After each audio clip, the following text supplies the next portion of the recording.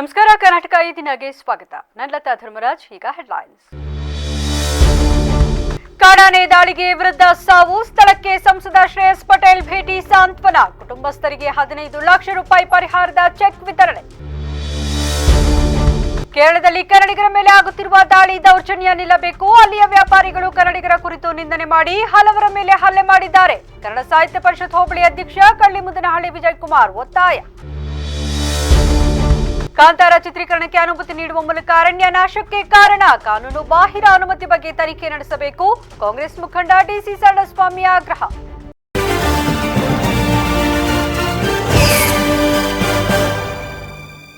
ಕಾಡಾನೆ ದಾಳಿಯಿಂದ ಮೃತಪಟ್ಟ ಕುಟುಂಬಸ್ಥರ ಮನೆಗೆ ಸಂಸದ ಶ್ರೇಯಸ್ ಎಂ ಪಟೇಲ್ ಭೇಟಿ ನೀಡಿ ಸಾಂತ್ವನ ಹೇಳಿದರು. ಆಲೂರು ತಾಲೂಕಿನ ಅಡಿಬೈಲು ಗ್ರಾಮದ ಪುಟ್ಟಯ್ಯ ಎಂಬುವರು ಕಾಡಾನೆಯ ತುಳಿತದಿಂದ ನಿನ್ನೆ ಸಂಜೆ 5:30 ಸಮಯದಲ್ಲಿ ಸಾವನ್ನಪ್ಪಿದ್ದು, ಇಂದು ಸಂಸದ ಶ್ರೇಯಸ್ ಪಟೇಲ್ ಮೃತರ ಮನೆಗೆ ಭೇಟಿ ನೀಡಿ ಮೃತರ ಕುಟುಂಬಕ್ಕೆ ಸಾಂತ್ವನ ಹೇಳಿ ವೈಯಕ್ತಿಕವಾಗಿ ಮೃತರ ಕುಟುಂಬಕ್ಕೆ ಸಹಾಯಧನ ನೀಡಿದರು. ಹಾಗೂ ಸರ್ಕಾರದಿಂದ ಸಿಗಬೇಕಾದಂತಹ ಸೂಕ್ತ ಪರಿಹಾರ ಹಾಗೂ ಸೌಲಭ್ಯಗಳನ್ನು ದೊರಕಿಸಿಕೊಡುವುದಾಗಿ ಹೇಳಿದರು. ಈ ಸಂದರ್ಭದಲ್ಲಿ ಸರ್ಕಾರದಿಂದ ನೀಡಲಾಗುವ 15 ಲಕ್ಷ ರೂಪಾಯಿಗಳ ಚೆಕ್ ಅನ್ನು ಶಾಸಕ ಸಿಮೆಂಟ್ ಮಂಜು ಮೃತರ ಕುಟುಂಬಕ್ಕೆ ಹಸ್ತಾಂತರಿಸಿದರು. ನಂತರ ಸುದ್ದಿಗಾರರೊಂದಿಗೆ ಮಾತನಾಡಿದ ಸಂಸದ ಶ್ರೇಯಸ್ ಪಟೇಲ್, ತಾವು ಈಗಾಗಲೇ ಕೇಂದ್ರ ಸರ್ಕಾರ ಹಾಗೂ ರಾಜ್ಯ ಸರ್ಕಾರಗಳ ಜೊತೆಗೆ ಆನೆ ಹಾವಳಿ ಕುರಿತು ಮಾತುಕತೆ ನಡೆಸಿದ್ದೇನೆ. ಅಲ್ಲದೆ ಅರಣ್ಯ ಸಚಿವ ಈಶ್ವರ್ ಖಂಡ್ರೆ ಅವರ ಜೊತೆಗೂ ಈ ಕುರಿತು ಮಾತನಾಡಿದ್ದು, ಶೀಘ್ರದಲ್ಲೇ ಕಾಡಾನೆ ಸಮಸ್ಯೆ ಬಗ್ಗೆ ಕ್ರಮ ಕೈಗೊಳ್ಳುವುದಾಗಿ ಹೇಳಿದ್ದಾರೆ. ನಾವು ಕೋಟಿ ಹಣ ಕೊಟ್ಟರೂ ಹೋದ ಜೀವಕ್ಕೆ ಬೆಲೆ ಕಟ್ಟಲು ಸಾಧ್ಯವಿಲ್ಲ. ಮೃತರನ್ನ ಮತ್ತೆ ವಾಪಸ್ ತರಲಾಗುವುದಿಲ್ಲ. ಭಗವಂತನು ಅವರ ಕುಟುಂಬಕ್ಕೆ ಈ ದುಃಖವನ್ನು ಭರಿಸುವ ಶಕ್ತಿ ನೀಡಲಿ ಎಂದರು. ನಾವು ಎಷ್ಟೇ ಏನೇ ಪರಿಹಾರ ಕೋಟಿ ಕೊಟ್ಟು ಅವ್ರನ್ನ ಮತ್ತೆ ಆ ಜೀವನ ನಾವು ವಾಪಸ್ ತರಕ್ಕಾಗಲ್ಲ. ನಾವು ಜನಪ್ರತಿನಿಧಿಗಳಾಗಿ ಅಂಶದಲ್ಲಿ ಆನೆ ದಾಳಿ ತಡೆಗಟ್ಟಲಿಕ್ಕೆ ಮಾಡುವಂಥ ಕೆಲಸವನ್ನು ನಾವು ಪ್ರಾಮಾಣಿಕವಾಗಿ ಮಾಡಬೇಕಾಗ್ತದೆ. ಮತ್ತು ಕೇಂದ್ರ ಸರ್ಕಾರದಲ್ಲಾಗಿರ್ಬೋದು, ರಾಜ್ಯ ಸರ್ಕಾರದಾಗಿರ್ಬೋದು, ನಾವಂತೂ ನಿರಂತರ ಹೋರಾಟ ಮಾಡ್ತಾ ಇದ್ದೀನಿ. ಆನೆ ದಾಳಿ ವಿಷಯದಲ್ಲಿ ಕೇಂದ್ರದ ಸರ್ಕಾರದಲ್ಲಿ 2 ಬಾರಿ ನಾನು ಸಂಸತ್ನಲ್ಲಿ ಮಾತಾಡಿದ್ದೀನಿ. ಸಚಿವರುಗಳು ಸಹ ಸಕಾರಾತ್ಮಕವಾಗಿ ಸ್ಪಂದಿಸಿದ್ದಾರೆ. ಇನ್ನು ನಮ್ಮ ರಾಜ್ಯ ಅರಣ್ಯ ಸಚಿವರು ಈಶ್ವರ್ ಖಂಡ್ರೆ ಸಹ ಕಾರಲ್ಲಿ ಬರ್ತಾ ನಾನು ಮಾತಾಡಿದೆ. ಅವರು ಸಹ ಇದಕ್ಕೊಂದು ರೂಪುರೇಷೆ ರೆಡಿ ಮಾಡಿದ್ದೀವಿ, ಅಸ್ಸಾಂ ಮಾದರಿಯಲ್ಲಿ ಮಾಡಿದ್ವಿ ಅಂತ ಹೇಳ್ತಿದ್ದಾರೆ. ಅದನ್ನು ಏನು ಮಾಡ್ಬೋದು ಅಂತ ನೋಡಿಕೊಂಡು ಮಾಡುವಂಥ ಪ್ರಾಮಾಣಿಕ ಕೆಲಸ ಮಾಡ್ತೇವೆ. ಇವತ್ತು ಅವ್ರ ಕುಟುಂಬಕ್ಕೆ ಭಗವಂತ ಅವರು ನೀವಂಥ ಶಕ್ತಿ ಕೊಡಲಿ, ತಡ್ಕೊಳ್ಳೋ ಶಕ್ತಿ ಕೊಡಲಿ ಅಂತ ನಾನು ಕೇಳ್ಕೊತೀನಿ. ಪಾಪ ಅವ್ರಿಗೆ 3 ಜನ ಗಂಡ್ಮಕ್ಳು ಎಲ್ಲ ಕೂಲಿಕಾರು. ಅವ್ರಿಗೂ ಸ್ವಂತ ಜಮೀನು ಸಹ ಏನೋ ಒಂದು 1/2 ಎಕರೆ ಜಮೀನು ಇದೆ ಅಂತ ಹೇಳ್ತಾರೆ. ಅದು ಬಿಟ್ಟರೆ ಅವ್ರಿಗೆ ಸ್ವಂತ ಜಮೀನು ಯಾವುದು. ಈ ಸಂದರ್ಭದಲ್ಲಿ ಶಾಸಕ ಸಿಮೆಂಟ್ ಮಂಜು, ಮಾಜಿ ಶಾಸಕ ಎಚ್.ಕೆ. ಕುಮಾರಸ್ವಾಮಿ, ಜೆಡಿಎಸ್ ತಾಲೂಕು ಅಧ್ಯಕ್ಷ ಕೆ.ಎಸ್. ಮಂಜೇಗೌಡ ಹಾಗೂ ಕಾಂಗ್ರೆಸ್ ಕಾರ್ಯಕರ್ತರು, ಅರಣ್ಯಾಧಿಕಾರಿಗಳು, ಪ್ರಭಾರ ತಹಶೀಲ್ದಾರ್ ಪೂರ್ಣಿಮಾ ಮುಂತಾದವರು ಹಾಜರಿದ್ದರು.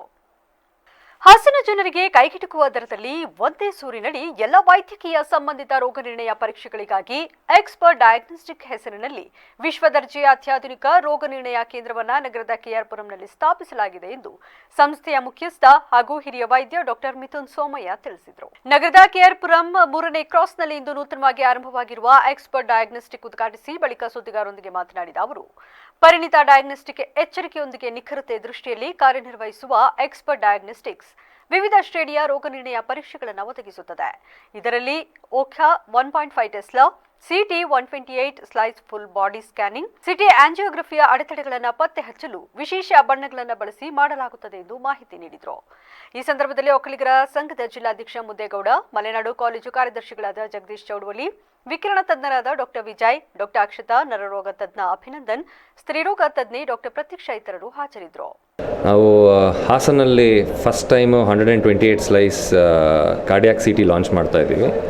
So this is the first in Hassan. So ಈ ಸಿಟಿಯಲ್ಲಿ we can do all the CT investigations including cardiac also.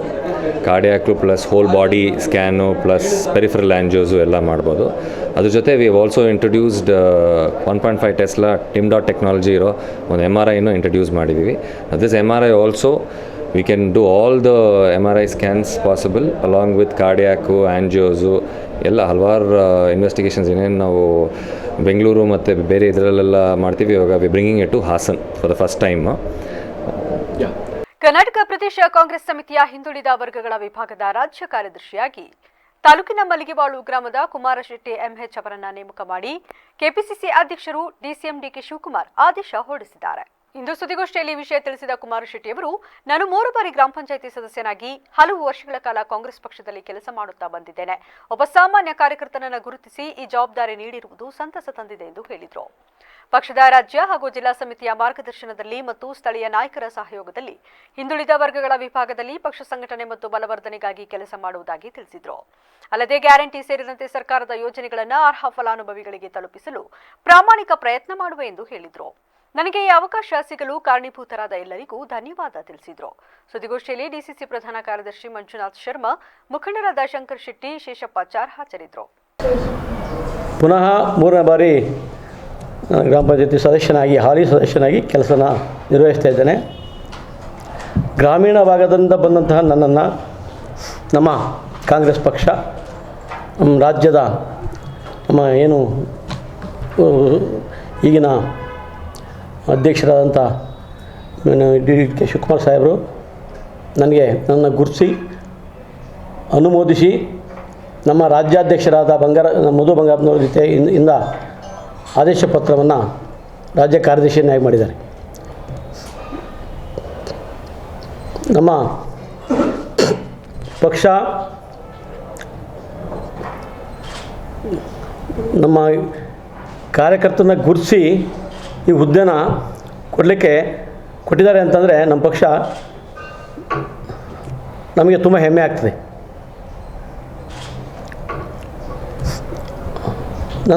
ಈ ಹುದ್ದೆಯನ್ನು ಕೊಡಿಸ್ಲಿಕ್ಕೆ ಸಹಕರಿಸಿದಂಥ ನನ್ನೆಲ್ಲ ನಾಯಕರುಗಳಿಗೆ, ನಮ್ಮ ಲಾಯರ್ ದೇವರಾಜೇಗೌಡರು ಇರ್ಬೋದು, ಬಿ ನಿಂಗಯ್ಯ ಸಾಹೇಬರು, ನಮ್ಮ ಮಂಜುನಾಥ್ ಶರ್ಮ ಅವರು, ಎಲ್ಲ ನಾಯಕರುಗಳು ಸಹಕಾರದಿಂದ ಇವತ್ತು ರಾಜ್ಯ ಕಾರ್ಯದರ್ಶಿಯಾಗಿ ಒಂದು ದೊಡ್ಡ ಹುದ್ದೆನ ಕೊಟ್ಟಿದ್ದಾರೆ. ಈ ಹುದ್ದೆನ ನಾನು ಕೇರಳದಲ್ಲಿ ಕನ್ನಡಿಗರ ಮೇಲೆ ಆಗುತ್ತಿರುವ ದಾಳಿ, ದೌರ್ಜನ್ಯ ನಿಲ್ಲಬೇಕು ಎಂದು ಕನ್ನಡ ಸಾಹಿತ್ಯ ಪರಿಷತ್ ಹೋಬಳಿ ಅಧ್ಯಕ್ಷ ಕಳ್ಳಿಮುದ್ದನಹಳ್ಳಿ ವಿಜಯ್ ಕುಮಾರ್ ಒತ್ತಾಯಿಸಿದರು. ಇಂದು ಸುದ್ದಿಗೋಷ್ಠಿಯಲ್ಲಿ ಮಾತನಾಡಿದ ಅವರು, ಇತ್ತೀಚೆಗೆ ಅರಕಲಗೂಡು ತಾಲೂಕು ಕಳ್ಳಿಮುದ್ದನಹಳ್ಳಿಯಿಂದ ಅನೇಕರು ಕಳೆದ ಜನವರಿ 16ರಂದು ಶಬರಿಮಲೆಗೆ ತೆರಳಿದ್ರು.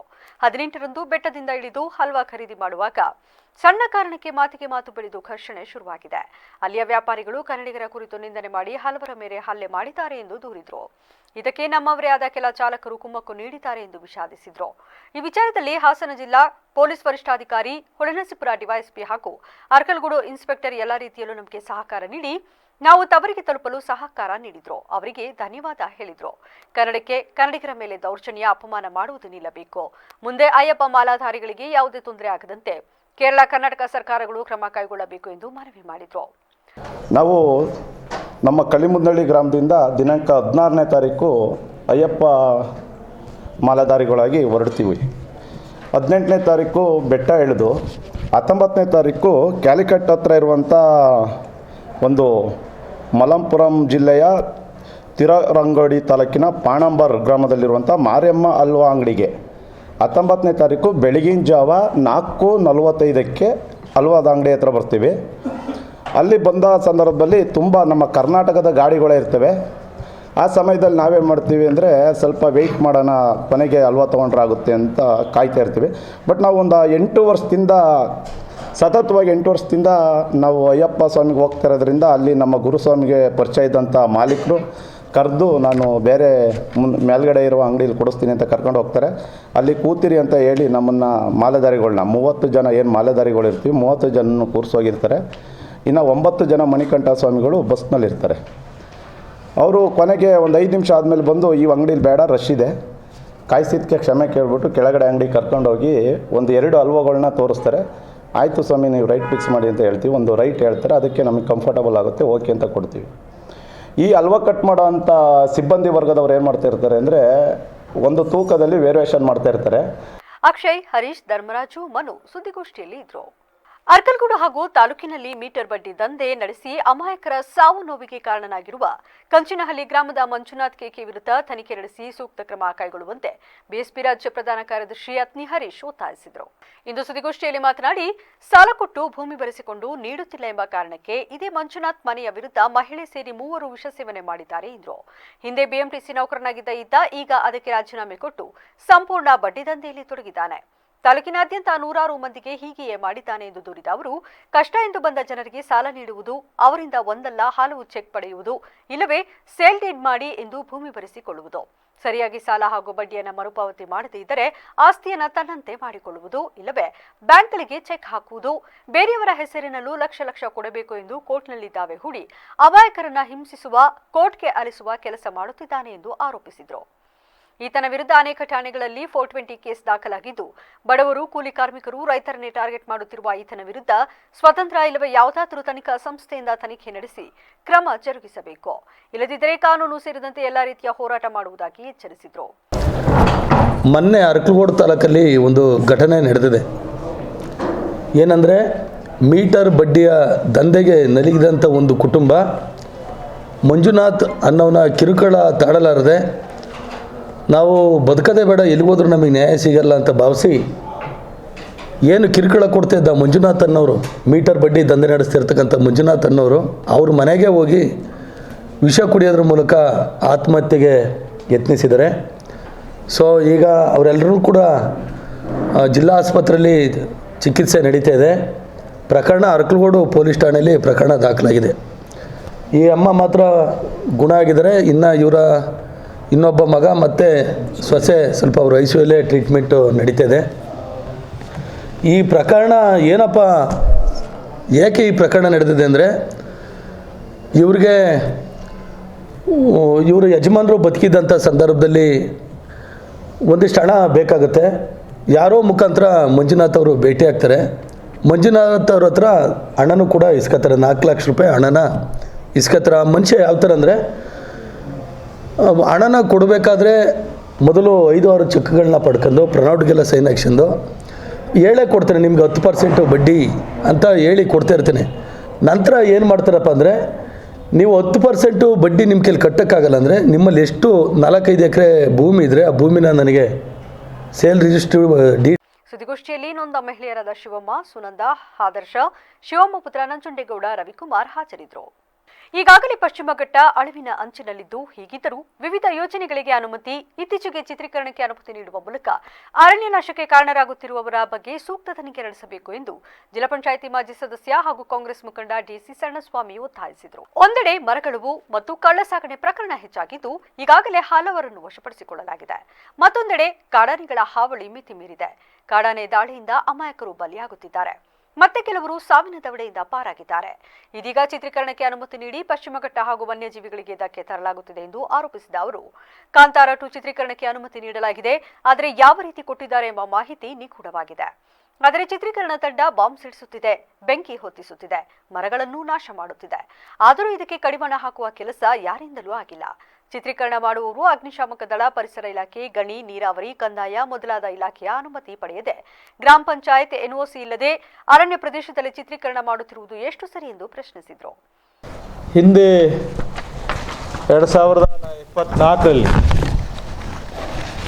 ಎನ್ಲಿ ಅಂತ ಹೇಳಿ ಒಂದು ಗ್ರಾಮದಲ್ಲಿ ಬೀಟೆ ಮರ, ತ್ಯಾಗ, ನಂದಿಯನ್ನು ಸ್ಥಳದಲ್ಲೇ ಹಿಡಿದು ವೆಹಿಕಲ್ಗಳನ್ನು ಸೀಸ್ ಮಾಡಿದರು. ಆ ಸೀಸ್ ಮಾಡಿದ ಮಾರನೇ ದಿನವೇ ರಿಲೀಸ್ ಮಾಡಿದರು. FIR ಹಾಕಿದ್ದೀನಿ, ಇಲ್ಲಿ ಹಾಕಿದ್ದೀನಿ ನೋಡಿ, ಕಾಪಿ ಇದೆ. ಅದೇ ರೀತಿ ನೆಲಮಂಗಲದಲ್ಲಿ ಸಕಲೇಶ್ಪುರವನ್ನು ದಾಟಿ ಸುಮಾರು ಅವರೇ ಅಂದಾಜು ಮಾಡಿದ್ದಾರೆ 30 ಲಕ್ಷಕ್ಕೂ ಹೆಚ್ಚು ಬೆಲೆ ಮಾರುವ ಮರವನ್ನು ನಾವು ಸೀಸ್ ಮಾಡಿದ್ದೀವಿ, ಇದು ಸಕಲೇಶ್ಪುರದ ತಾಲೂಕಿನ ಸಂಬಂಧಪಟ್ಟಿದ್ದು ಅಂಥೇಳಿ ಪತ್ರಿಕಾ ವರದಿನೂ ಕೂಡ ಆಗಿದೆ. ಪತ್ರಿಕಾ ಕಟ್ಟಿಂಗ್ಸು ನಿಮ್ಮಲ್ಲಿ ಕೊಟ್ಟಿದ್ದೀನಿ. ಅದೇ ರೀತಿ ಬಾಳ್ಲುಪೇಟೆ ಶಾಮಿಲ್ಲು ಕೂಡ ಸೀಸ್ ಆಗಿತ್ತು. ಸೀಸ್ ಆಗಿ ಒಂದೇ ತಿಂಗಳಿಗೆ ಅದು ಓಪನ್ ಆಯಿತು. ಅದು ಕೂಡ FIR ಆಗಿದೆ. ಆ ಕಾಪಿನೂ ಕೂಡ ನಿಮಗೆ ಇಲ್ಲಿ ಲಗಿಸಿದ್ದೀನಿ. ಹೀಗೆ ಸ್ಥಳೀಯರಾದ ಸಂಜಯ್, ಶಿವಕುಮಾರ್, ದೇವಾನಂದ್, ಗಣೇಶ್, ಚಂದ್ರಶೇಖರ್ ಹಾಜರಿದ್ದರು. ಜಿಲ್ಲಾ ವಕ್ಫ್ ಬೋರ್ಡ್ನಲ್ಲಿ ಅಪಾರ ಪ್ರಮಾಣದ ಭ್ರಷ್ಟಾಚಾರ ನಡೆಯುತ್ತಿದ್ದು, ಸೂಕ್ತ ತನಿಖೆ ನಡೆಸಿ ತಪ್ಪಿತಸ್ಥರ ವಿರುದ್ಧ ಕಾನೂನು ಕ್ರಮ ಜರುಗಿಸಬೇಕು ಎಂದು ಉಪಾಧ್ಯಕ್ಷ BH ಸುಲೈಮಾನ್ ಒತ್ತಾಯಿಸಿದರು. ಇಂದು ಸುದ್ದಿಗೋಷ್ಠಿಯಲ್ಲಿ ಮಾತನಾಡಿದ ಅವರು, ಬೋರ್ಡ್ನಲ್ಲಿ 21 ಜನರ ಸಲಹಾ ಸಮಿತಿ ಇದ್ದರೂ ಅಧ್ಯಕ್ಷರಾದ ಸಿಕಂದರ್ ಪಾಷಾ ಹಾಗೂ ಆಡಳಿತಾಧಿಕಾರಿ ಜರೀನಾ ಬೇಗಂ ಇಬ್ಬರು ಸೇರಿ ತಮಗೆ ಇಷ್ಟ ಬಂದಂತೆ ಆಡಳಿತ ನಡೆಸುತ್ತಿದ್ದಾರೆ ಎಂದು ದೂರಿದರು. ಬೋರ್ಡ್ನಲ್ಲಿ ನಡೆಯುವ ಯಾವುದೇ ವಿಚಾರಗಳನ್ನು ಸಲಹಾ ಸಮಿತಿ ಗಮನಕ್ಕೆ ತರುವುದಿಲ್ಲ. ಕಳೆದ 26 ತಿಂಗಳಲ್ಲಿ ಕೇವಲ 4 ಸಭೆ ಮಾಡಿದ್ದಾರೆ. ಉಳಿದೆಲ್ಲ ತೀರ್ಮಾನಗಳನ್ನು ಅವರಿಬ್ಬರೇ ತೆಗೆದುಕೊಳ್ಳುತ್ತಾರೆ ಎಂದು ಆರೋಪಿಸಿದರು. ಕಳೆದ ಅಕ್ಟೋಬರ್ನಲ್ಲಿ ರಾಜ್ಯ ವಕ್ಫ್ ಬೋರ್ಡ್ನಿಂದ ತಾಲೂಕುವಾರು ವಿತರಣೆ ಮಾಡಲು 8 ಡೆತ್ ಫ್ರೀಜರ್ಗಳನ್ನು ನೀಡಲಾಗಿತ್ತು. ಇದನ್ನು ಸಮಿತಿಯ ಗಮನಕ್ಕೆ ತಾರದೆ ಯಾವುದೋ ಹಳ್ಳಿಗೆ ವಿತರಣೆ ಮಾಡಿದ್ದಾರೆ. ಇದರಲ್ಲಿ ಸಾಕಷ್ಟು ಭ್ರಷ್ಟಾಚಾರ ನಡೆದಿದೆ ಎಂದರು. ಇನ್ನು ಜಿಲ್ಲಾ ವಕ್ಫ್ ಬೋರ್ಡ್ನಿಂದ ಯಾವುದೇ ಅಭಿವೃದ್ಧಿ ಕೆಲಸ ಆಗುತ್ತಿಲ್ಲ. 1.5 ವರ್ಷದಿಂದ ವಿವಿಧ ಮಸೀದಿಗಳ ಅರ್ಜಿಗಳನ್ನು ವಿಲೇವಾರಿ ಮಾಡಿಲ್ಲ. ಎಲ್ಲಕ್ಕಿಂತ ಮುಖ್ಯವಾಗಿ ಜರೀನಾ ಬೇಗಂ ಅವರು ಸರ್ಕಾರಿ ಅಧಿಕಾರಿಯಾದರೂ ಬಿಪಿಎಲ್ ಕಾರ್ಡ್ ಹೊಂದಿರುವುದು ಈಗ ಬಯಲಾಗಿದೆ.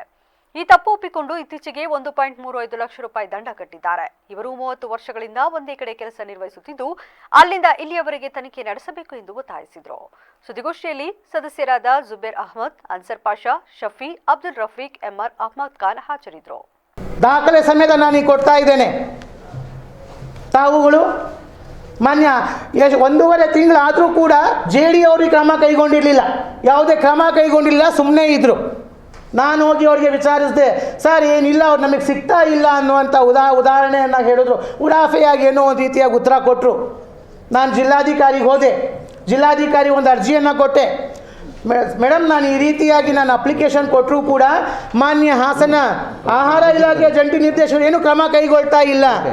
ನನಗೆಲ್ಲೋ ಅನ್ನಿಸ್ತಾ ಇದೆ ಇವರು ಭ್ರಷ್ಟರಾಗಿದ್ದಾರೆ ಅಂತ ಹೇಳಿ ತಕ್ಷಣ ಇವ್ರ ಮೇಲೆ ಕ್ರಮ ಕೈಗೊಳ್ಳಿ ಅಂತ ಹೇಳಿ ಮಾನ್ಯ ಹಾಸನ ಜಿಲ್ಲೆಯ ಜಿಲ್ಲಾಧಿಕಾರಿಗಳಿಗೆ ನಾನು ಮನವಿಯನ್ನು ಕೊಟ್ಟ ನಂತರ ಅವರು ರಿಕ್ವೆಷನ್ ಲೆಟ್ರ್ ಬರೆದು ಕೊಟ್ಟರು. ಕೂಡಲೇ ಇದನ್ನು ಕಾನೂನು ಕ್ರಮ ಕೈಗೊಂಡು ನನಗೆ ರಿಪ್ಲೈ ಮಾಡಿ ಇಮಿಡಿಯೇಟ್ಲಿ ನನಗೆ ರಿಪೋರ್ಟ್ ಕೊಡಬೇಕು ಅಂತ ಅಂದಾಗ ಇವ್ರು ಸಲನನ್ನು ಕಟ್ಸಿದ್ರು. 1.5 ತಿಂಗಳು ಬೇಕಾಗಿತ್ತಾ? ಅವ್ಯವಹಾರ ಮಾಡ್ಯಾರೆ ಅಂತ ಅಂದಾಗ ದಾಖಲೆ ಸಮೇತ ಕೊಟ್ಟಾಗಲೂ ಕೂಡ ಕ್ರಮ ಕೈಗೊಳ್ಳಿಲ್ಲ ಅಂತ ಅಂದರೆ ನಮ್ಗೆ ಅನಿಸುತ್ತೆ ಇದು ಭ್ರಷ್ಟಾಚಾರ ಮಾಡ್ತಾ ಇದ್ದಾರೆ ಇವರು ಅಂತ ಹೇಳಿ.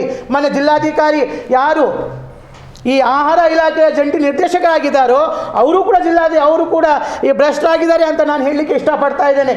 ಯಾಕೆ ಇಷ್ಟು ನಿಧಾನ ಮಾಡಿ ಜಿಲ್ಲಾ ಪಂಚಾಯಿತಿ ಮುಖ್ಯ ಯೋಜನಾಧಿಕಾರಿ ಪರಪ್ಪಸ್ವಾಮಿ ಅವರ ಭ್ರಷ್ಟಾಚಾರದ ಬಗ್ಗೆ ಸದನದಲ್ಲೇ ಚರ್ಚೆ ಆದರೂ ಈವರೆಗೆ ಅವರ ವಿರುದ್ಧ ಕ್ರಮ ಕೈಗೊಳ್ಳುವಲ್ಲಿ ಉಸ್ತುವಾರಿ ಸಚಿವರು ಹಾಗೂ ಜಿಲ್ಲಾಡಳಿತ ವಿಫಲರಾಗಿದ್ದಾರೆ ಎಂದು ದಲಿತ ಹಾಗೂ ಸಾಮಾಜಿಕ ಹೋರಾಟಗಾರ ಎನ್ಜೆ ದಿನೇಶ್ ಒತ್ತಾಯಿಸಿದರು. ನಗರದಲ್ಲಿ ಇಂದು ಸುದ್ದಿಗಾರರೊಂದಿಗೆ ಮಾತನಾಡಿದ ಅವರು, ಹಾಸನ ಜಿಲ್ಲಾ ಪಂಚಾಯಿತಿ ಮುಖ್ಯ ಯೋಜನಾಧಿಕಾರಿಯಾಗಿರುವ ಪರಪ್ಪಸ್ವಾಮಿ ಅವರ ಭ್ರಷ್ಟಾಚಾರದ ಬಗ್ಗೆ ಕಳೆದ ವಿಧಾನಸಭೆಯಲ್ಲಿ ಶಾಸಕರಾದ ಸಿಮೆಂಟ್ ಮಂಜು ಹಾಗೂ ಹುಲ್ಲಳ್ಳಿ ಸುರೇಶ್ ಸದನದಲ್ಲಿ ಚರ್ಚೆ ಮಾಡಿ ಇವರ ಭ್ರಷ್ಟಾಚಾರದ ಬಗ್ಗೆ ಚರ್ಚೆ ಮಾಡಿ ಇವರ ವಿರುದ್ಧ ಸೂಕ್ತ ತನಿಖೆ ನಡೆಸಿ ಕ್ರಮ ಕೈಗೊಳ್ಳಲು ಚರ್ಚೆ ನಡೆಸಿದರು.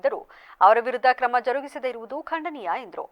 ಅವರ ಮೇಲಿನ ಆರೋಪ ಪರಿಗಣಿಸಿ ವರ್ಗಾವಣೆ ಮಾಡಲಾಗಿದೆ. ಆದರೆ ಜಿಲ್ಲಾ ಪಂಚಾಯಿತಿ ಮುಖ್ಯ ಕಾರ್ಯನಿರ್ವಾಹಕ ಅಧಿಕಾರಿ ಬಿಆರ್ ಪೂರ್ಣಿಮಾ ಅವರನ್ನ ಬಿಡುಗಡೆಗೊಳಿಸದೆ ಭ್ರಷ್ಟರನ್ನ ರಕ್ಷಣೆ ಮಾಡುವ ಕೆಲಸ ಮಾಡುತ್ತಿದ್ದಾರೆ. ಕೂಡಲೇ ಸಚಿವ ಪ್ರಿಯಾಂಕ್ ಖರ್ಗೆ ಈ ಬಗ್ಗೆ ಗಮನ ಹರಿಸಿ ಪರಪ್ಪಸ್ವಾಮಿ ಅವರನ್ನ ಕೂಡಲೇ ಅಮಾನತು ಮಾಡಬೇಕು ಎಂದು ಆಗ್ರಹಿಸಿದರು.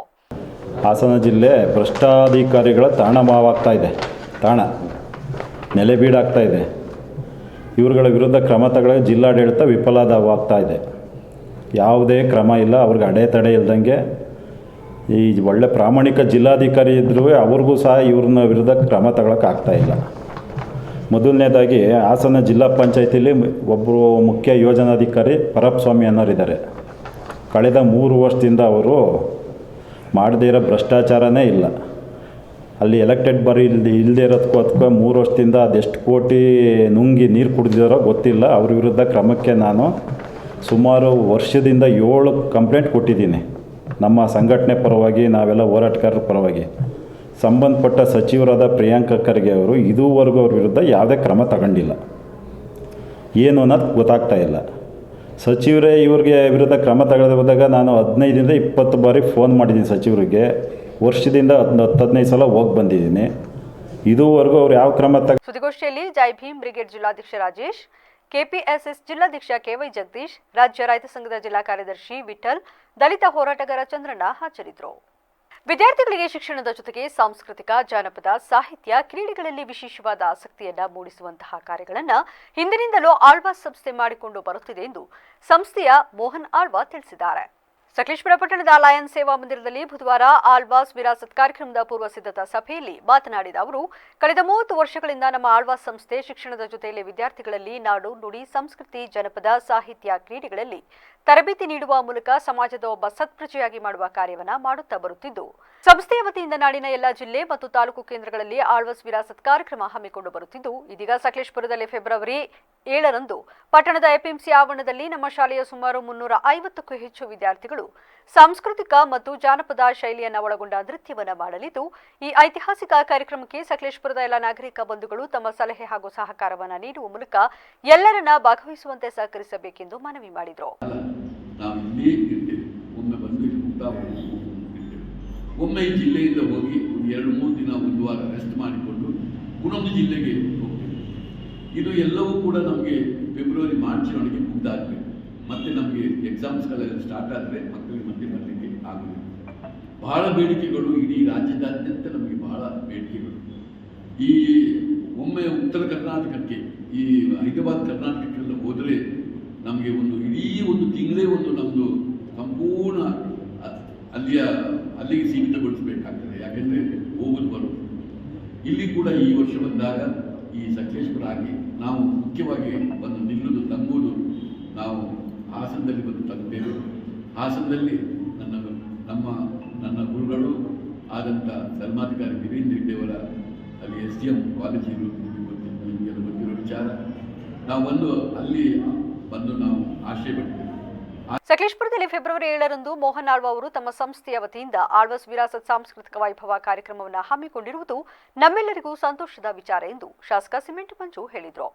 ಮಕ್ಕಳಿಗೋಸ್ಕರ ಆಸ್ತಿಯನ್ನ ಮಾಡುತ್ತೇವೆ, ಆದರೆ ಮಕ್ಕಳೇ ಈ ದೇಶಕ್ಕೆ ಆಸ್ತಿಯನ್ನಾಗಿ ಮಾಡುವ ಯಾವುದಾದರೂ ವಿದ್ಯಾಸಂಸ್ಥೆ ಇದ್ದರೆ ಅದು ಆಳ್ವಾಸ್ ವಿದ್ಯಾಸಂಸ್ಥೆ ಎಂದ ಅವರು, ಮಕ್ಕಳಿಗೆ ಒಳ್ಳೆಯ ಸಂಸ್ಕೃತಿ ಮತ್ತು ಸಂಸ್ಕಾರವನ್ನು ಕಲಿಸುವ ಕಾರ್ಯವನ್ನ ಮೋಹನ್ ಆಳ್ವ ಅವರು ಮಾಡುತ್ತಾ ಬಂದಿದ್ದು ನಮ್ಮೆಲ್ಲರ ಸಂಪೂರ್ಣ ಸಹಕಾರ ಕಾರ್ಯಕ್ರಮಕ್ಕೆ ಇರುತ್ತದೆ ಎಂದರು.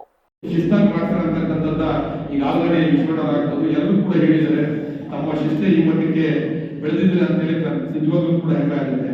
ಅದರಲ್ಲೂ ಕೂಡ ಆಳ್ವಾಸ್ ವಿದ್ಯಾಸಂಸ್ಥೆ ಅಂತ ಹೇಳಿದ್ರೆ ನಮ್ಗೆಲ್ಲರಿಗೂ ಕೂಡ ತುಂಬಾ ಸಂತೋಷ ಇದೆ. ಯಾಕೆಂದ್ರೆ ಮಕ್ಕಳಿಗೋಸ್ಕರ ನಾವು ಆಸ್ತಿ ಮಾಡಬೇಕು ಅಂತ ಎಲ್ಲರೂ ಹೋರಾಟ ಮಾಡ್ತೀವಿ, ಆದ್ರೆ ಮಕ್ಕಳನ್ನೇ ಈ ದೇಶಕ್ಕೆ ಆಸ್ತಿಯನ್ನಾಗಿ ಮಾಡಬೇಕು ಅಂತಕ್ಕಂಥ ವಿದ್ಯಾಸಂಸ್ಥೆಗಳು ಆಳ್ವಾಸ್ ಅಂತ ಹೇಳಿ ನಾನು ಹೆಮ್ಮೆಯಿಂದ ಹೇಳಲಿಕ್ಕೆ ಇಷ್ಟಪಡ್ತೀನಿ. ಯಾಕೆಂದ್ರೆ ಅವ್ರ ಕಾರ್ಯಕ್ರಮದಲ್ಲಿ ಎಲ್ಲಕ್ಕಿಂತ ಮುಖ್ಯವಾಗಿ ಈ ಜಾನಪದ ಮತ್ತೆ ನಮ್ಮ ದೇಶೀಯ ಸಂಸ್ಕೃತಿ, ಈ ದೇಶೀಯ ಸೌಲಭ್ಯ ಉಳಿಸ್ತಕ್ಕಂಥ ಕೆಲಸವನ್ನು ನಿಜವಾಗ್ಲೂ ಕೂಡ ಆಳ್ವಾಸ್ ಸಂಸ್ಥೆಗಳು ಮಾಡ್ತಾರೆ ಅಂತ ಹೇಳಿ ತುಂಬಾ ಹೆಮ್ಮೆ ಆಗುತ್ತೆ. ಯಾಕಂದ್ರೆ ಇವತ್ತು ಎಲ್ಲಾ ವಿದ್ಯಾಸಂಸ್ಥೆಗಳು ಕೂಡ ಮಕ್ಕಳಿಗೆ ವಿದ್ಯೆಯನ್ನು ಕೊಡ್ತಾರಿಲ್ಲ ಅಂತ ಹೇಳ, ಆದ್ರೆ ಸಂಸ್ಕೃತಿ ಮತ್ತು ಸಂಸ್ಕಾರವನ್ನು ಕೊಡೋದು ಇವರು ಭಾರಿ ಮುಖ್ಯ. ಗೊತ್ತಿದೆ ದೇಶದಲ್ಲಿ ಪರಿಸ್ಥಿತಿ ಯಾವ ರೀತಿ ಆಗ್ತದೆ ಅಂತ ಹೇಳಿ.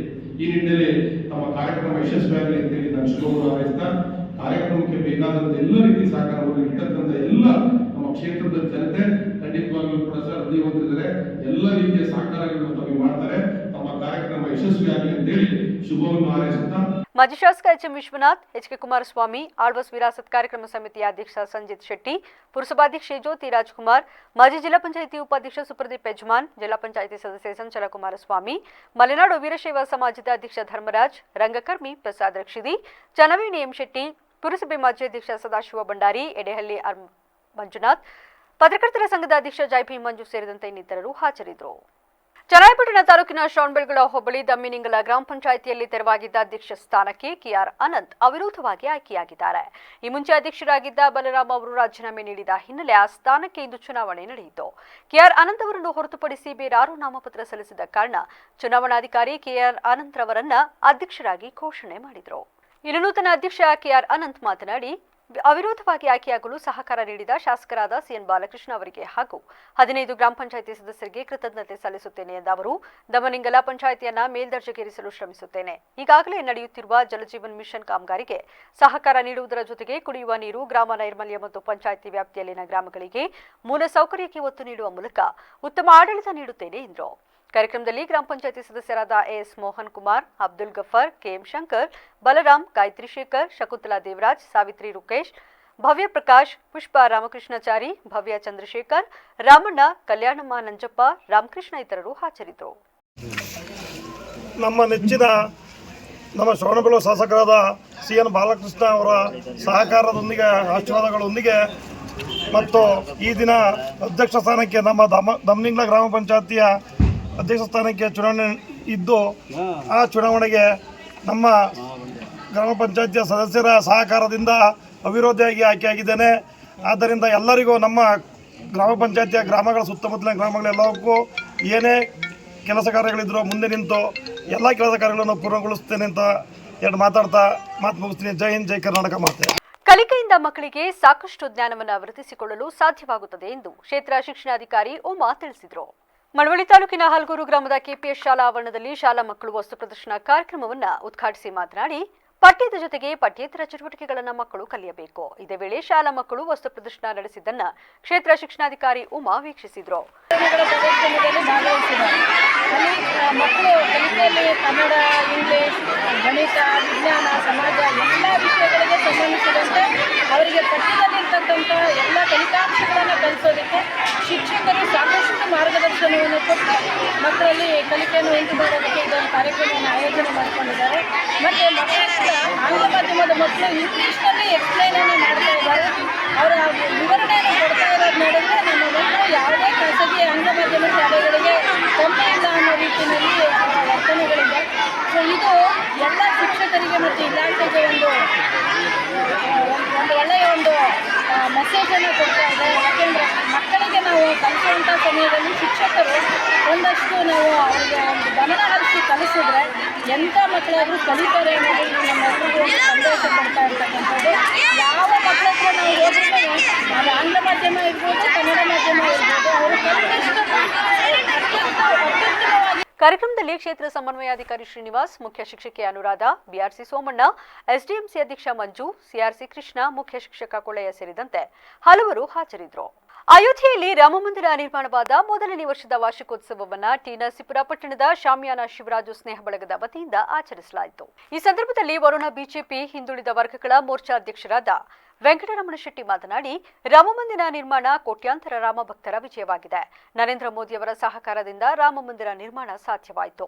ಮುಂದಿನ ವರ್ಷಗಳಲ್ಲಿ ಇನ್ನೂ ಅರ್ಥಪೂರ್ಣವಾಗಿ ಕಾರ್ಯಕ್ರಮ ಆಯೋಜನೆ ಮಾಡುವಂತಾಗಲಿ ಎಂದರು. ಇದೇ ಸಂದರ್ಭದಲ್ಲಿ ನಾಗಮಣಿ ಶಿವರಾಜು ಅವರು ಭಕ್ತಾದಿಗಳಿಗೆ ಪ್ರಸಾದ ವಿನಿಯೋಗ ಮಾಡಿದರು.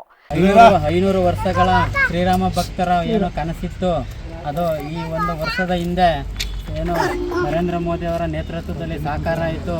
ಅದರ ಒಂದು ವಾರ್ಷಿಕೋತ್ಸವನ ಇವತ್ತು ನಮ್ಮ ಶಿವಸ್ವಾಮಿಯಾನದ ಮಾಲೀಕರಾದ ಶಿವರಾಜ್ ಅವರ ಸ್ನೇಹ ಬಳಗದ ವತಿಯಿಂದ ಈ ಒಂದು ಕಾರ್ಯಕ್ರಮನ ವಾರ್ಷಿಕೋತ್ಸವ ಕಾರ್ಯಕ್ರಮನ ಏರ್ಪಡಿಸಿದ್ದಾರೆ. ಹಾಗಾಗಿ ಏನು ಒಂದು ಲಕ್ಷಾಂತರ ರಾಮ ಭಕ್ತರ ಏನೋ ಒಂದು ಕೊಲೆ ಅತ್ಯಾಚಾರ ಅವನ್ನೆಲ್ಲನೂ ಕೊನೆಗಾಣಿಸಿ ಒಂದು ವರ್ಷದ ಹಿಂದೆ ಏನು ವೈಭವದ ರಾಮ ಮಂದಿರ ನಿರ್ಮಾಣ ಆಯಿತು. ಅದು ಕೋಟ್ಯಾಂತರ ರಾಮ ಭಕ್ತರ ಒಂದು ಜಯ ಅಂತಲೇ ಹೇಳ್ಬೋದು. ಹಾಗಾಗಿ ವರ್ಷ ಇದು ದೇಶಾದ್ಯಂತ ಏನು ಸಂಭ್ರಮ ಪಡ್ತಾ ಇದ್ದಾರೆ ರಾಮ ಭಕ್ತರು. ಆ ಸಂಭ್ರಮದಲ್ಲಿ ಟಿ ನರಸೀಪುರದ ನಮ್ಮ ಶಾಮಿಯಾನ ಶಿವರಾಜ ಮಿತ್ರ ಬಳಗ ಒಂದು ಕಾರ್ಯಕ್ರಮನ ಏರ್ಪಡಿಸಿ ದೇಶದ ರಾಮ ಭಕ್ತರ ಜೊತೆ ನಾವು ಇದ್ದೀವಿ ಅನ್ನೋದನ್ನು ಈ ಒಂದು ಕಾರ್ಯಕ್ರಮ ಮುಖಾಂತರ ತೋರಿಸ್ಕೊಟ್ಟಿದ್ದಾರೆ. ಈ ಕಾರ್ಯಕ್ರಮ ಇನ್ನೂ ಅರ್ಥಪೂರ್ಣವಾಗಿ ಮುಂದಿನ ವರ್ಷಗಳಲ್ಲಿ ಆಚರಣೆ ಮಾಡಿ ಈ ಒಂದು ರಾಮ ಭಕ್ತರ ಒಂದು ಏನು ಉದ್ದೇಶ ಇದೆ ಅದು ಸಾಕಾರ ಆಗಲಿ ಅಂತ ಈ ಮೂಲಕ ನಾನು ಹಾರೈಸ್ತೀನಿ. ರಾಮಭಕ್ತರುಗಳಾದ ಶಾಂತರಾಜು, ರಂಗಸ್ವಾಮಿ, ಮಹದೇವಪ್ಪ, ನಾಗರಾಜಾಚಾರ್, ಪುರಸಭೆ ಮಾಜಿ ಸದಸ್ಯ ಮಹದೇವಸ್ವಾಮಿ, ಬಸವಣ್ಣ, ಪುಟ್ಟಣ್ಣ, ನಾಗರಾಜು, ಶಾಮಿಯಾನ ಸುರೇಶ್, ಶಶಿ, ಸುಂದರ್, ನಾಗಣ್ಣ, ಹೋಟೆಲ್ ನಾಗರಾಜ್ ಸೇರಿದಂತೆ ಇತರರು ಹಾಜರಿದ್ದರು. ಜೆಡಿಎಸ್ ಯುವ ಘಟಕದ ರಾಜ್ಯಾಧ್ಯಕ್ಷರಾದ ನಿಖಿಲ್ ಕುಮಾರಸ್ವಾಮಿ ಅವರ 37ನೇ ವರ್ಷದ ಹುಟ್ಟುಹಬ್ಬದ ಹಿನ್ನೆಲೆ ಶಾಸಕರಾದ ಎಚ್ಡಿ ಮಂಜು ನೇತೃತ್ವದಲ್ಲಿ ಪಟ್ಟಣದ ದುಂಡಶೆಟ್ಟಿ ಲಕ್ಷ್ಮಮ್ಮ ಸಾರ್ವಜನಿಕ ಆಸ್ಪತ್ರೆಯ ಒಳರೋಗಿಗಳಿಗೆ ಹಣ್ಣು ಹಂಪಲು ಹಂಚುವ ಮೂಲಕ ಅರ್ಥಪೂರ್ಣವಾಗಿ ಹುಟ್ಟುಹಬ್ಬ ಆಚರಿಸಲಾಯಿತು. ಈ ಸಂದರ್ಭದಲ್ಲಿ ತಾಲೂಕು ಆಸ್ಪತ್ರೆ ಆಡಳಿತಾಧಿಕಾರಿ ಡಾಕ್ಟರ್ ಶಶಿಧರ್, ತಾಲೂಕು ಆರೋಗ್ಯಾಧಿಕಾರಿ ಡಾಕ್ಟರ್ ಅಜಿತ್, ತಾಲೂಕು ಜೆಡಿಎಸ್ ಅಧ್ಯಕ್ಷ ಜಾನಕಿರಾಮ್, ಟಿಎಪಿಸಿಎಂಎಸ್ ಮಾಜಿ ನಿರ್ದೇಶಕ ಎಚ್ಡಿ ಲೋಕೇಶ್ ಸೇರಿದಂತೆ ಜೆಡಿಎಸ್ ಮುಖಂಡರು, ಕಾರ್ಯಕರ್ತರು, ಅಭಿಮಾನಿಗಳು ಹಾಜರಿದ್ದರು. ಊಟದ ವ್ಯವಸ್ಥೆಯನ್ನು ಸಹ ನಮ್ಮ ಯುವಕರು ಮಾಡಿದ್ದಾರೆ. ಇವತ್ತಿನ ಬಗೆಗಳು ಸಹ ಹಣ್ಣು ಹಂಪಲು ಹಂಚುವ ಮುಖಾಂತರ ಅವ್ರಿಗೆ ದೇವರು ಆಯುಷ್ ಆರೋಗ್ಯ ಅಧಿಕಾರವನ್ನು ಕೊಟ್ಟು ಕಾಪಾಡಲಿ, ಅವರ ಭವಿಷ್ಯ ಚೆನ್ನಾಗಿರಲಿ, ಆ ದೇವ್ರನ್ನ ಭಗವಂತನ ಆಶೀರ್ವಾದ ಅವ್ರ ಮೇಲೆ ಇರಲಿ ಅಂತ ರೋಗಿಗಳೆಲ್ಲ ಎಲ್ಲ ನಮ್ಮ ತಾಲೂಕಿನ ರಾಜ್ಯದ ಸಮಸ್ತ ಜನತೆ ಆಶೀರ್ವಾದ ನಮ್ಮಲ್ಲಿ ಇರಲಿ ಅಂತ ಭಗವಂತನ ಕೇಳ್ಕೊತಾ ಹುಟ್ಟುಹಬ್ಬವನ್ನು ಸರಳವಾಗಿ ಆಚರಣೆ ಮಾಡಿದ್ದೀವಿ. ಆಚರಣೆ ಸಂದರ್ಭದಲ್ಲಿ ನಮ್ಮ ತಾಲೂಕು ಅಧ್ಯಕ್ಷರು ತಾಲೂಕಿನ ಎಲ್ಲ ಯುವಕ ಮುಖಂಡರು ಈ ಸಂದರ್ಭದಲ್ಲಿ ಅವರ ಹುಟ್ಟುಹಬ್ಬ ಸಂಭ್ರಮಾಚರಣೆಯಲ್ಲಿ ಭಾಗಿಯಾಗಿದ್ದಾರೆ.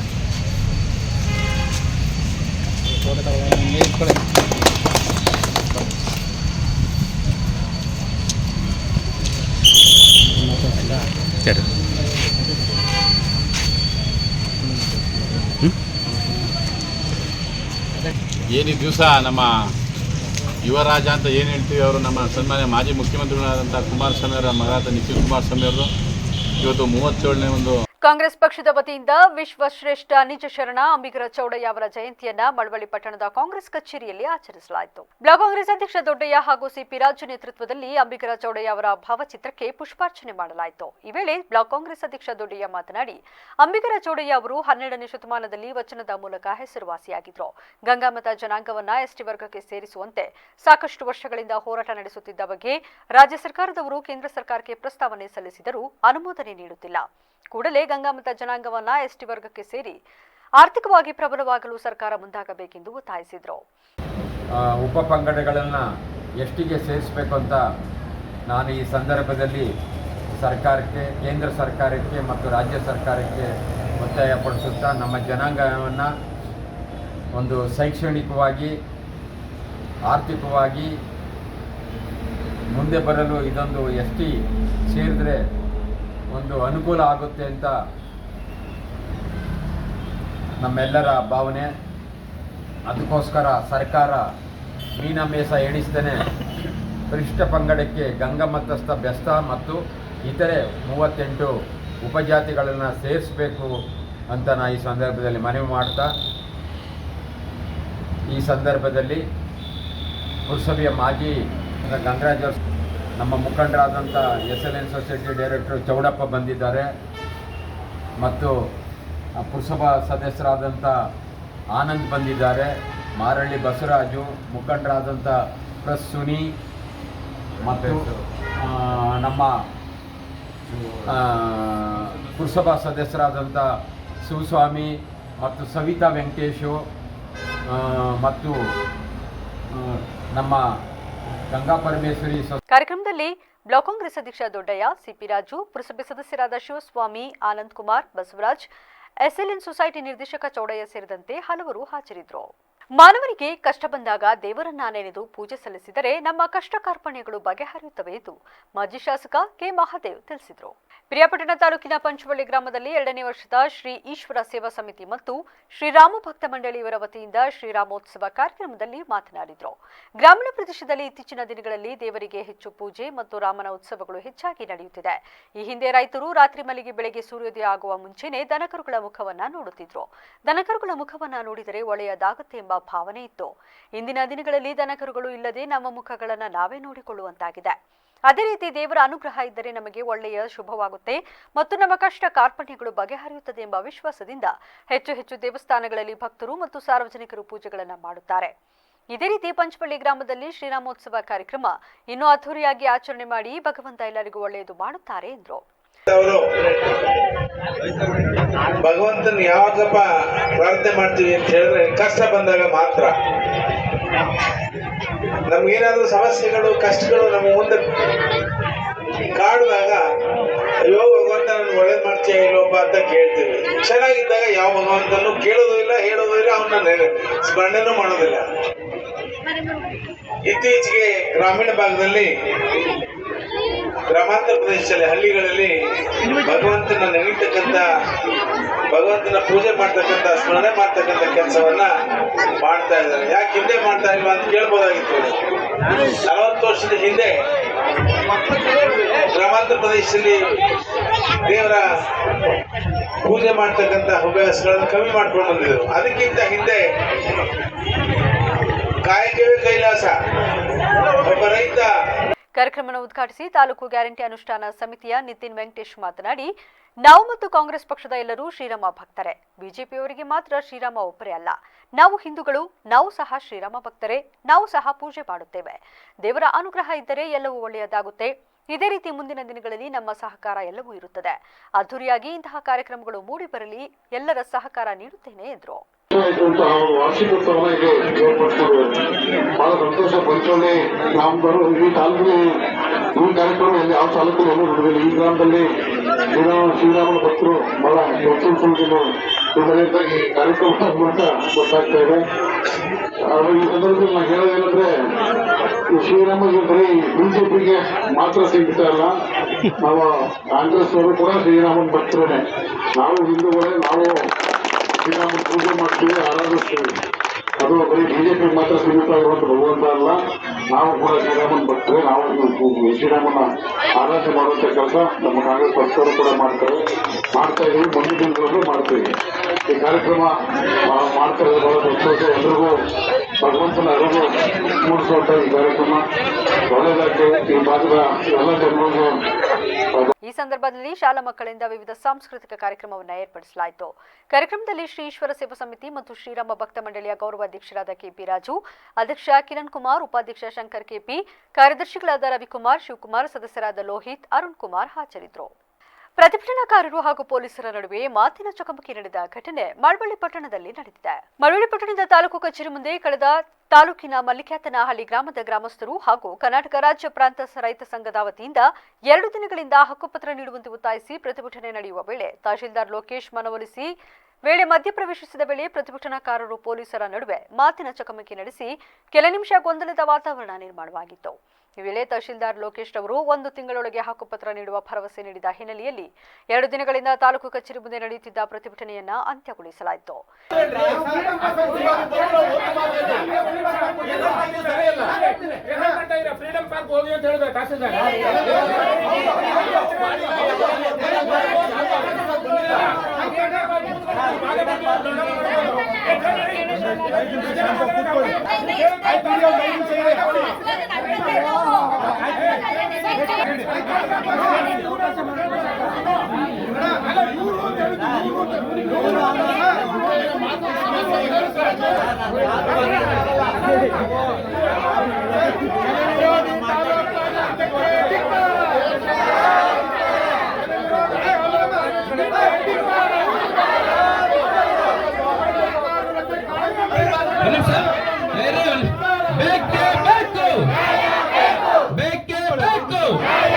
ಪ್ರತಿಭಟನೆಯಲ್ಲಿ ಪ್ರಾಂತ ರೈತ ಸಂಘದ ಅಧ್ಯಕ್ಷ ಭರತ್ರಾಜ್, ಲಿಂಗರಾಜ್ ಮೂರ್ತಿ, ದೇವಿ, ಸುಶೀಲಾ, ಮಂಜುಳಾ ಸೇರಿದಂತೆ ಹಲವರು ಹಾಜರಿದ್ದರು.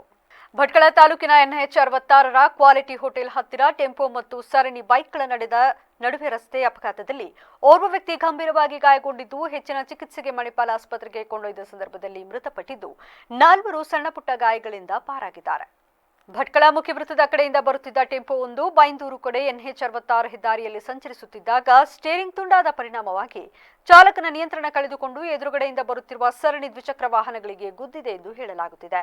ದ್ವಿಚಕ್ರ ವಾಹನಗಳ ಪೈಕಿ ಅಪಘಾತಕ್ಕೀಡಾಗಿದ್ದು ಯೋಗೇಶ್ ನಾಯ್ಕ ಹಾಬಳೆ, ಗಾಂಧಿನಗರ ನಿವಾಸಿ 33 ಎಂಬ ವ್ಯಕ್ತಿ ಗಂಭೀರವಾಗಿ ಗಾಯಗೊಂಡು ಹೆಚ್ಚಿನ ಚಿಕಿತ್ಸೆ ಪಡೆಯಲು ಮಣಿಪಾಲ ಆಸ್ಪತ್ರೆಗೆ ರವಾನಿಸಲಾಗಿದ್ದು ಚಿಕಿತ್ಸೆ ಫಲಕಾರಿಯಾಗದೆ ಕೊನೆಯುಸಿರೆಳೆದಿದ್ದಾರೆ.